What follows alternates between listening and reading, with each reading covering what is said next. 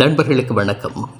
ஸ்ரீலங்காவினுடைய ஜனாதிபதி தேர்தல் முடிவுகள் வெளியாகி முதலாவது இடதுசாரி ஜனாதிபதியாக அனுரகுமார திசாநாயக்க அவர்கள் தேசிய மக்கள் சக்தியின் சார்பிலே போட்டியிட்டவர் தெரிவு செய்யப்பட்டிருந்தார். 57 லட்சம் மக்களினுடைய ஆணையை பெற்று இன்றைய தினம் அவர் பதவி பிரமாணம் செய்து கொண்டிருந்தார். அவருடைய பதவி பிரமாணத்துக்கு பிறகு சில விஷயங்களை அவர் பேசியிருந்தார்.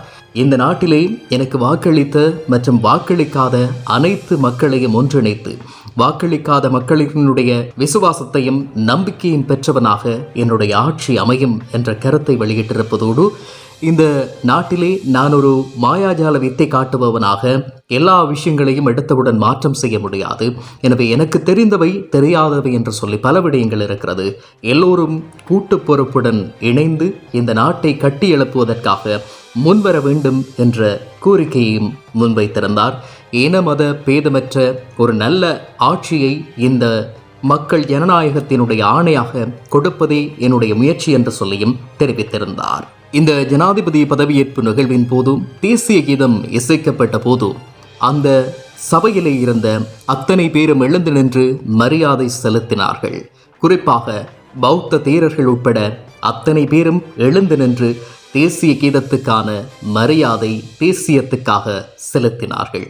இதற்கு முன்னர் பதவியேற்ற எல்லா ஜனாதிபதிகளினுடைய பதவியேற்பின் போதும், ஏன் சில மேடைகளில் சாதாரண நிகழ்வுகளில் கூட இந்த தேசிய கீதம் இசைக்கப்படுகின்ற போது பௌத்த துறவிகளான பௌத்த மதகுருமார் பிக்குகள் எழுந்து நிற்பதில்லை என்ற ஒரு குற்றச்சாட்டு இருந்தது.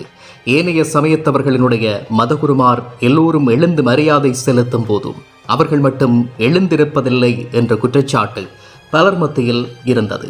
ஆனால் இன்றைய தினம் ஜனாதிபதி அனுரகுமார திசாநாயக்க அவர்களினுடைய பதவியேற்பின் போது சகல மதகுருமாரும் எழுந்து நின்று தேசிய கீதத்துக்கான மரியாதையை வழங்கியது முதல் மாற்றமாக காணப்பட்டது.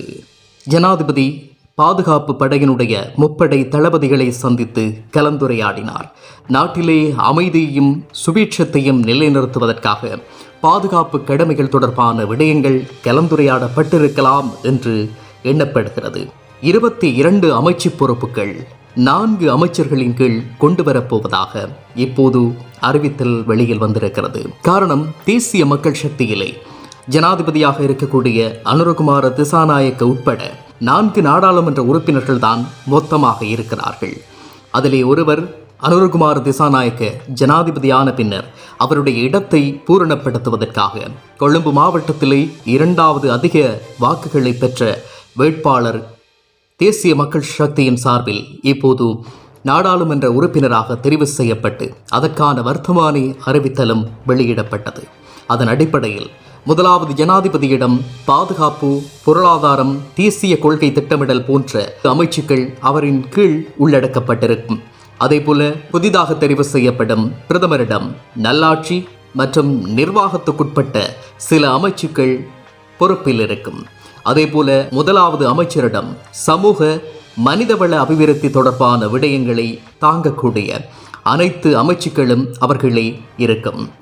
2வது அமைச்சர் உட்கட்டமைப்பு, கைத்தொழில் அபிவிருத்தி போன்றவற்றின் கீழ் அடங்கக்கூடிய விவசாய அமைச்சாக இருக்கட்டும், ஏனைய கைத்தொழில் சார்ந்த அமைச்சுக்களாக இருக்கட்டும், அவை அனைத்தும் ஒருவரிடம் இருக்கும். எனவே மொத்தத்தில் 22 அமைச்சுக்களும் இப்போது 4 பேரிடம் பகிர்ந்தளிக்கப்பட போகிறது.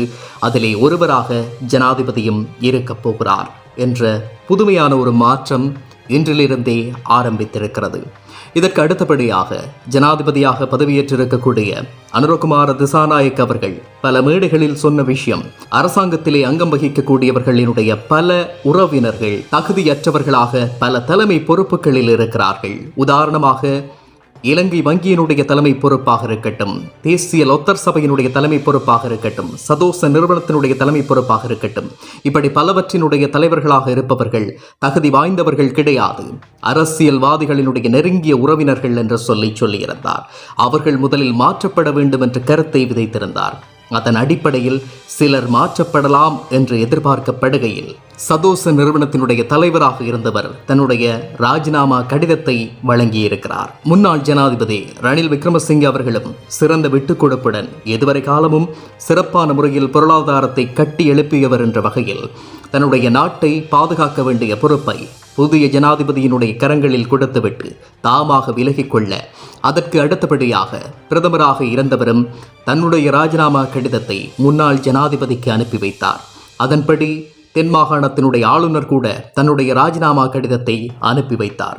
இப்படி அடுத்தடுத்து பதவி விலகல்கள், ராஜினாமாக்கள் இவருடைய ஆட்சி தொடங்கியதிலிருந்து தொடர்கிறது. அடுத்து வரக்கூடிய நாட்களிலும் இன்னும் பல பதவி விலகல் கடிதங்களை நாங்கள் காணக்கூடியதாக இருக்கும் என்று நம்பப்படுகிறது. காரணம், ஊழலற்ற ஆட்சியில் நேர்மையான தகுதி வாய்ந்தவர்களிடம் தலைமை பொறுப்புகள் இருக்க வேண்டும் என்பதை விரும்பக்கூடியவராக ஜனாதிபதி அனுரகுமார திசாநாயக்க புதிய மாற்றங்களை செய்வார். அதற்கான விட்டுக்கொடுப்புகளை அல்லது இடத்தை வழங்குவதற்காக அந்த ராஜினாமாக்கள் தொடரும் என்று சொல்லியும் எதிர்பார்க்கப்படுகிறது. புதிய பிரதமராக பதவியேற்கப் போகிறவர் யார்? அந்த பதவிக்கு தகுதியுடையவரா அவர்? அடுத்த காணொளியில் அதனையும் நாங்கள் பார்க்கலாம். இதுவரையில் நம்முடைய சேனலை சப்ஸ்கிரைப் செய்யாதவர்களாக இருந்தால் சப்ஸ்கிரைப் செய்து கொள்ளுங்கள். உங்களுக்காக உடனுக்குடன் தகவல்கள் உங்களை தேடி வரும்.